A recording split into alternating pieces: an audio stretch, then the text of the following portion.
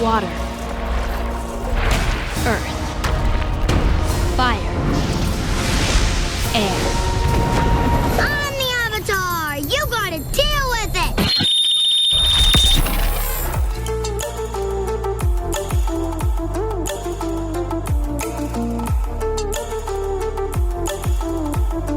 How's it going, everyone? My name is True Underdog, and now the Nerf Brigade is coming for Cetrion. This character has everybody upset. That includes the casual players and the pro players as well. Everybody wants her nerfed in one way or another. For a very long time, it was Jackie, and then people also didn't like Joker for a bit, and maybe a bit of Shiva, but right now it's all about Cetrion. And even though I personally would prefer to see the bottom tier characters buffed a bit, #buff Shao Kahn, I also do agree that Cetrion is a bit too strong, and this video is going to discuss why she is so powerful in this version of the game. And thankfully, the one thing Cetrion can't stop with her amazing zoning is the growth of this channel. We are quickly approaching 300,000 subscribers. So make sure to join in if you haven't already, subscribe down below, and ring that bell to be a part of history on this channel. Trust me, you want to be one of the first 300,000 subscribers. Thank you so much, and without any further ado, let's get started talking about why this character is so godlike. That's not a joke, she actually is godlike. I'm not trying to make a pun, I swear. Alright, so first up we have Deadly Winds. This is by far one of the best moves in the entire game, and I'm not exaggerating. Allow me to explain why this move is so incredible. So for starters, it's +2 on hit, which means you can down 1. If the opponent dares to challenge you, they're gonna get counter hit. In fact, if they're a bit slow, they're gonna get hit by a back 3 and the whole cycle begins over again. And once the opponent gets counter hit a few times, they're gonna be scared and learn to start blocking, which means you can start throwing, and just look at all this damage they've already taken, almost 30%. And then if you want to spin the bar, this move gets even better. It puts you at +10,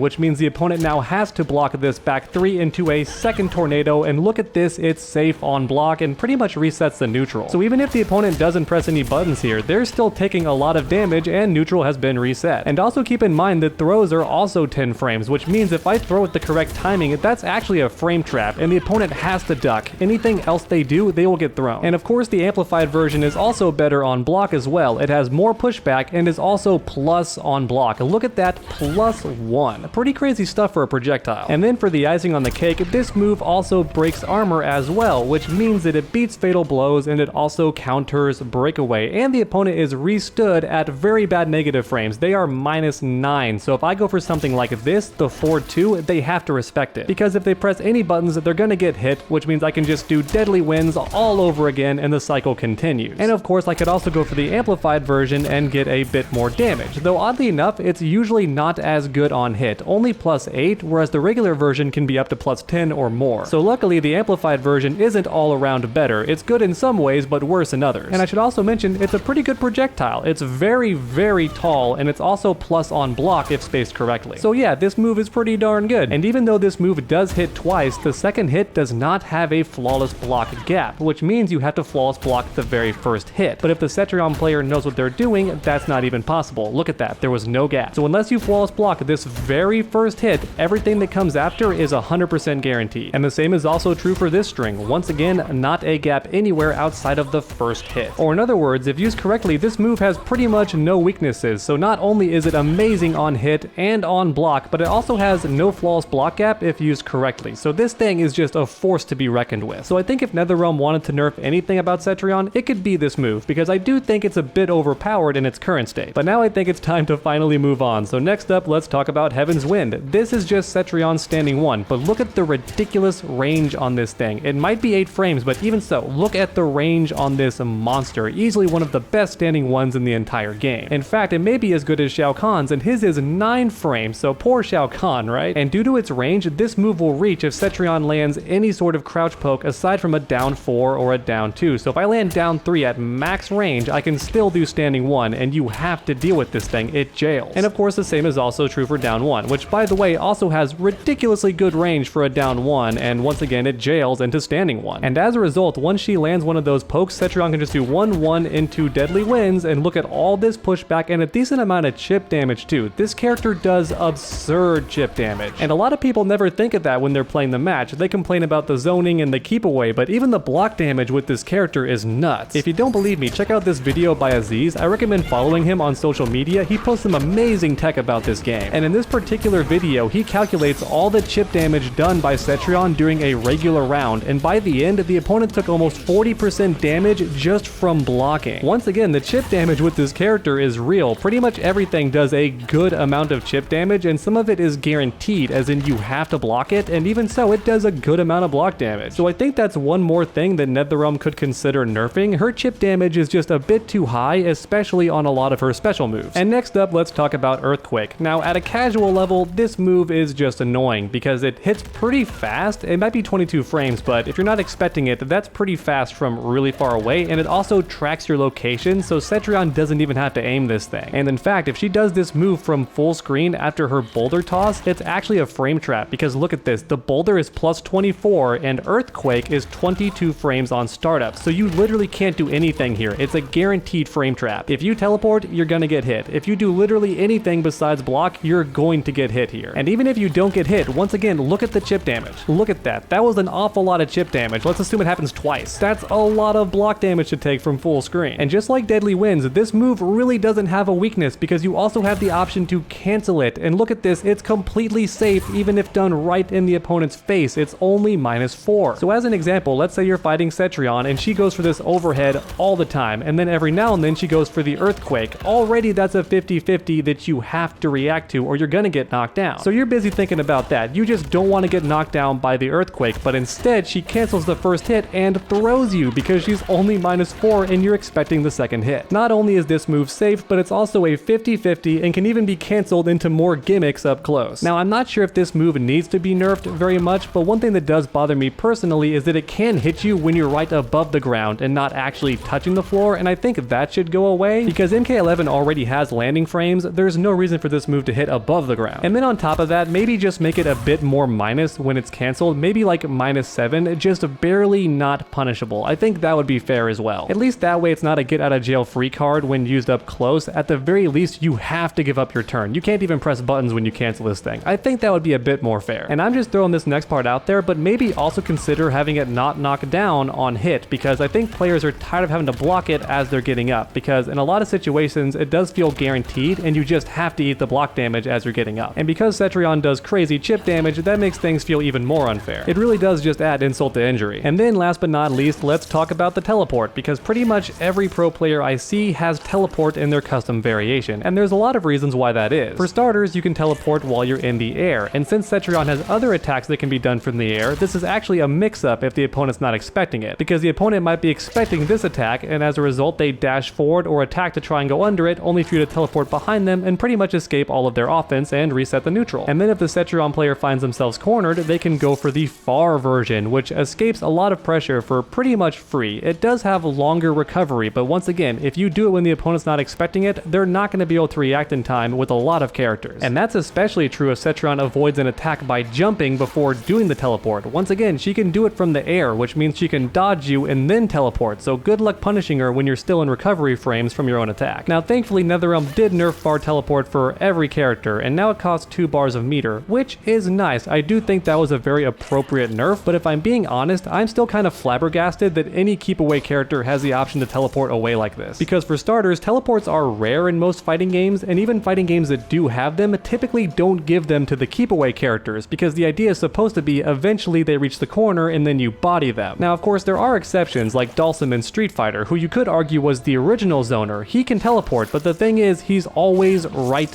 behind you, which means if he's too predictable, you can punish him. And as a result, the Dalsum player has to think very, very carefully before they ever decide to teleport, because it could be a life or death decision. And then on top of that, Dalsum's teleport is also completely throwable. Even if he does it right in your face, you can just throw him, right? So it's not immune to absolutely everything. So it has some like catch-22s to it. I don't know, I'm digressing a bit, but my point is the fact that any character can do a far teleport like this still kind of does blow my mind. I don't think it's overpowered in this game because a lot of characters can do it, but I guess I'm saying for future games, I don't think it should be an option. It's a bit too strong. I really do think once you corner a keep away character, they should have to deal with that, because the idea is supposed to be to push you back, not just to run away the entire time. So once they're in the corner, that's their fault and they should have to deal with the consequences. But I don't know, that's just me. Let me know your thoughts in the comments on that topic. Now without a doubt, there are going to be some Cetrion mains in the comments section, and some of them might agree with me, but others are going to say, nah, it's completely fine because her damage is pretty low. And I'm here to tell you that's simply not the case. case. Her damage might be below average, but it is by no means lacking. I mean, you already saw how much damage you get off a simple setup like this. If they block and you get that throw, you're already doing over 30%. And since one of her best attacks also breaks armor, certain setups like this are 100% guaranteed, so just 30% every time she lands that uppercut crushing blow. But even without all those things, here's a basic combo from Cetrion. It might only be 24%, but keep in mind it was all guaranteed. You couldn't escape any of that damage, and I'm at +2, which means more pressure. And if Cetrion nails a jump in punish, she can actually get more damage than that, around 26% for only 1 bar of meter, so now we're in sub-zero territory, so I don't think her damage is that bad. Don't get me wrong, it is lower than most of the characters, but I don't think it needs to be any stronger. Once again, this character can kill you through chip damage alone. She doesn't need crazy damage combos. So I guess what I'm saying is her damage is completely fine. I wouldn't complain about it being too low, because if they buffed it, then everything else would definitely have to be nerfed, because once again, crazy keep away, crazy zoning, crazy chip damage, and as long as the Cetrion player knows what they're doing, she's safe on pretty much everything and doesn't even have flawless block gaps. Hopefully now, after everything I've said, you understand why pro players and casual players have a bit of an issue with Cetrion, but let me know in the comments section if you think she should be nerfed. And if so, let me know how you would nerf Cetrion. If you worked at NetherRealm, what would you do to make this character a bit weaker without making her completely useless? Let me know in the comments down below, and also leave a like if you enjoyed the video, and as mentioned earlier, do not forget to subscribe and ring that bell to be a part of history. Make sure to be one of the first 300,000 subscribers on this channel. Make sure to come back next time, and as always, stay underdogs.